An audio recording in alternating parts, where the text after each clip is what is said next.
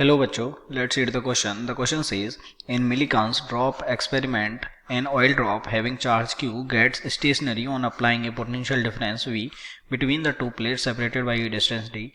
Then the weight of the drop is Q Vd, Q into D upon V, Q upon Vd and Q into V upon D.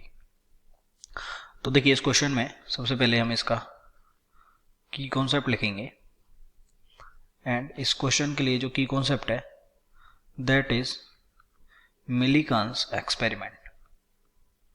Millikan's experiment इस question का experiment इस question का की concept है. Okay तो देखिए Millikan's experiment में क्या होता है, मान लीजिए ये हमारी दोनों प्लेट्स हो गई और इनके बीच में ये हमारी कोई ऑयल ड्रॉप हो गई. ओके अब ये ऑयल ड्रॉप है तो इसका कुछ मास होगा, मान लीजिए इसका मास जो है m है, तो इस पर ग्रेविटेशनल फोर्स लगेगा नीचे mg.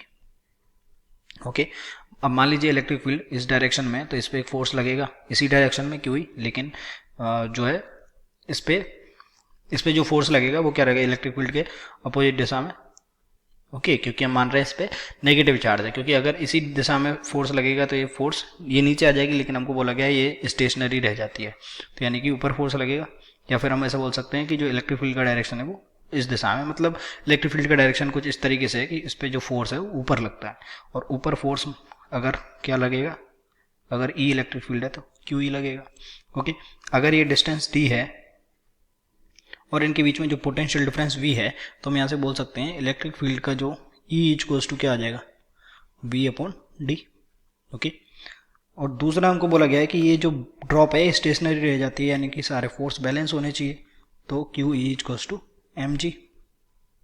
तो यहाँ से बोल सकते हैं, तो क्योंकि जो इसका वेट होता है, वेट इक्वल्स टू कितना होता है एम जी, और एम जी किसके इक्वल है, क्यू ई के, तो वेट किसके इक्वल हो जाएगा, Q E K. So weight equals to Q into E कितना है, ई है हमारा वी अपॉन डी, तो इसका वेट कितना हो गया, क्यू वी अपॉन डी, यानी कि option number D is correct. I hope you understood it well. Best of luck.